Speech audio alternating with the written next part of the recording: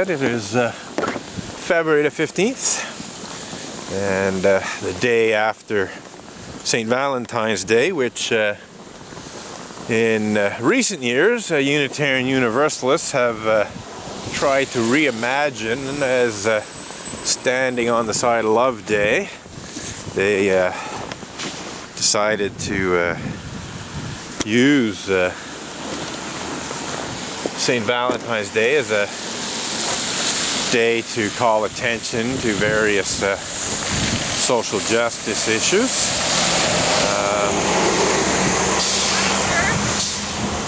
What is it all about? I'm protesting a variety of issues, but one of the issues which this picket sign is about, 2.5 years ago, in June of 2012, the Unitarian Universalist Association, which is the sort of the head office of the Unitarian Universalist Church in Boston, they had me served with a cease and desist demand letter, which accused me of the criminal act of blasphemous libel for allegedly making what they said were unfounded and vicious allegations to the effect that the ministers of the church. Just give me a second. Yeah. Just give me a second. Sure, yeah. Anna, I'll be there soon, okay?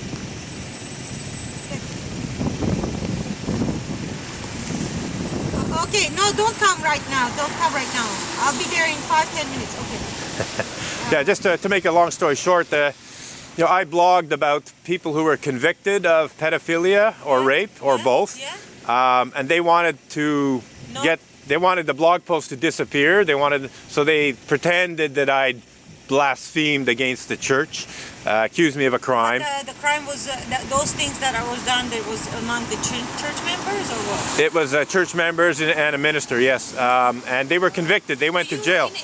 Not locally. This is in the United States. I can do to help you. You can maybe write a letter to the church, ask them what the protest is about, but they'll probably give you a false answer. If you're really interested, if you could find out, well, I can give you the email address for the president of the Unitarian Universalist Association. It's easy to remember. It's president at uua.org. And you could just write the president and ask, why they accused me of blasphemous libel and why they haven't withdrawn the accusation. What is it to you? Like their accusation is something that... Well, it's false. They're accusing me of a crime to try and hide the fact that some of their ministers are guilty of rape. So do you have the witnesses? Do you have it was in newspaper reports. I wrote about people who were convicted, so there's no question. Are you a member of this church? I used to be, but they kicked me out for complaining about bad behavior. So. You should come to my church. Yeah, which church is that? Mine is Church of Christ. Church of Christ? I don't want to name any other way my church. Right. Nothing except the Christ. You know? Like we believe in His holiness, and we all want to be as holy as He is. I certainly do. Right. And that's why I don't know. All I would say, if you're out, they take you out, you have to celebrate, because this is not the place for you to be. I am celebrating. Yes, I'm out here celebrating. Yes, celebrate. I'm celebrating being. How many people get accused of blasphemy in the 21st century?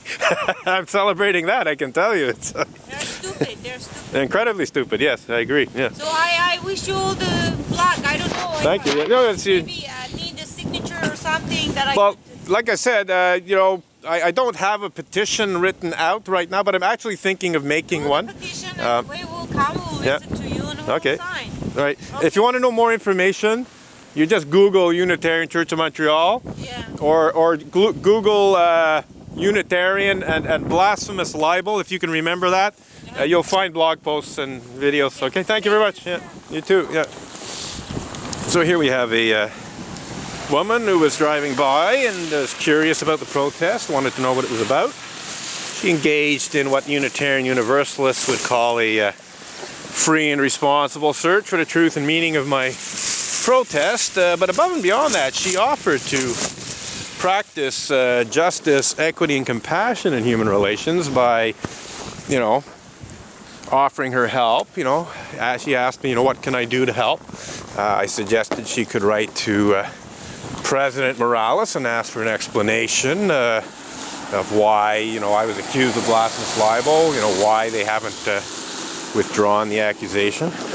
These are all things, of course, that Unitarian Universalists could do, but, as I was saying earlier in the video, Unitarian Universalists seem to be pathologically allergic to practicing what Unitarian Universalism preaches about free and responsible search for truth and meaning, justice, equity, and compassion in human relations, and so on. In fact, when it gets right down to it, if the Unitarian Universalist Association had practiced a genuinely responsible search for the truth and meaning of my blog posts about Reverend Mac Mitchell and Richard Buell, and were genuinely interested in practicing justice, equity, and compassion in human relations, they never would have hired Stikeman Elliott barristers and solicitors to falsely accuse me of blasphemous libel, because they'd realize, that, well, no, actually what Robin's saying is well-founded in fact. It's not even ordinary libel, let alone blasphemous libel. So there's no point, having him served with a cease and desist demand letter, falsely accusing him of a criminal act of blasphemous libel. But no. And the thing is, they almost certainly knew the truth. It's almost inconceivable that they didn't know the actual truth. And yet, they basically just chose to lie. So it's worse than failing to live up to your principles. It's actually knowingly and willfully defying them, betraying them, making a total mockery of them. That's what the real story is here.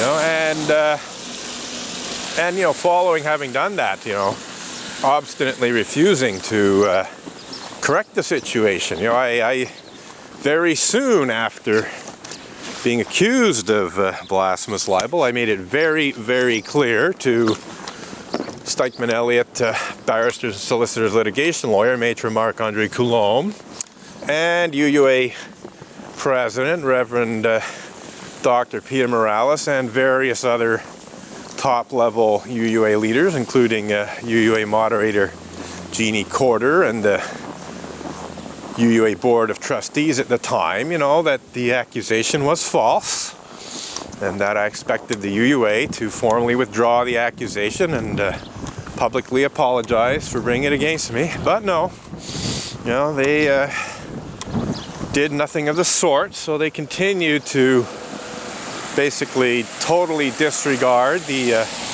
claim, the principles and purposes of Unitarian Universalism. Because if they genuinely were interested in justice, equity, and compassion in human relations, they would have come around and said, yes, Robin, you're right, we're sorry. We never should have brought this false, blasphemous libel accusation against you, and we're very, very sorry for having done so. But no, 2.5 years later, more than 2.5 years later, I'm still waiting for the UUA to withdraw the accusation and apologize for bringing it against me. And I should add that when I say apologize for bringing it against me, I don't mean apologize just to me. They certainly owe me an apology. But in my opinion, the Unitarian Universalist Association leaders who are responsible for this outrageous attempted misuse of Canadian blasphemy law owe apologies to other people, not the least of them being the victims of pedophilia and rape, whose cases they've tried to conceal. So they owe an apology to the victims of Reverend Mac W. Mitchell. They owe an apology to the victims of Richard Buell. I think they owe an apology to the victims of other Unitarian Universalists who have, being guilty of rape and or pedophilia. I think they owe an apology to the rest of the Unitarian Universalist religious community as a whole for, making a total mockery of the claimed principles and purposes of Unitarian Universalism, and especially in totally betraying the traditional Unitarian stance against blasphemy laws. It's extremely hypocritical for the Unitarian Universalist Association to accuse me of blasphemy when, traditionally Unitarian Universalists, or before Unitarian Universalism, I should say, Unitarians and or Universalists, had traditionally opposed blasphemy laws, and certainly the misuse of blasphemy laws. And even as recently as I think 2010, which is just a couple of years before I was falsely accused of blasphemous libel by the Unitarian Universalist Association, it had signed on to an amicus brief against use of the blasphemy law in, I think, Pennsylvania.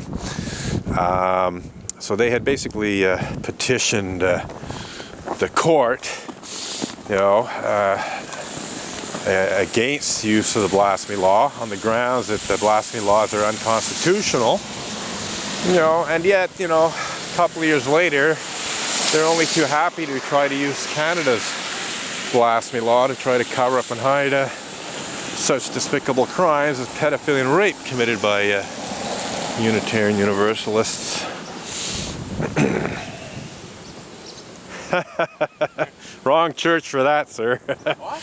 This is not a Christian church. In fact, half of them are atheists. I thought it was an all church, like Judas, Christian, Muslim, Hindu, Buddhist. Well, it says live in harmony, so they're promoting interreligious harmony. Back in my old school, we used to do this. Right. My old high school. Right. We used to do this all the time. Right. Interreligious. Yeah, exactly. Yeah. Yeah. I did it too, and when I did it, they attacked me and kicked